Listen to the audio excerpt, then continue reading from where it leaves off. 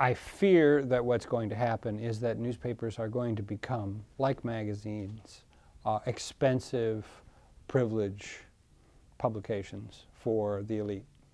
You know, the New Yorker isn't really that expensive. If you subscribe over a period of years, you know, it comes down to really pennies an issue.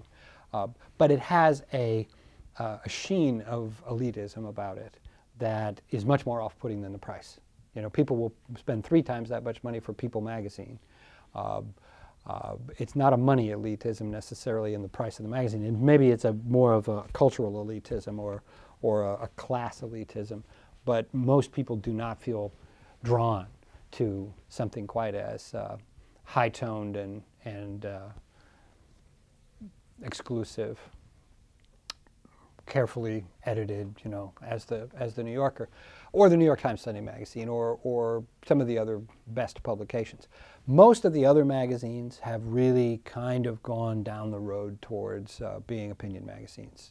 New Republic, Harper's Commentary, well, certainly National Review and The Nation, and some of the more long-standing tribunes, if you will, of the right and left. They've long been in that ballpark. But I think a lot of the news magazines, you know, Atlantic, Harper's, and so forth, for a long time wanted to think of themselves as being a thinking man's version of Time and Newsweek.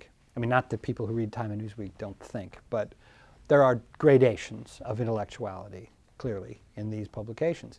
And at this juncture, you know, anybody reading the New Republic, anybody who's reading any of the publications that I've just cited, Weekly Standard, you know, you're right up in there in the intellectual elite if you're reading magazines like that, certainly with respect to publications.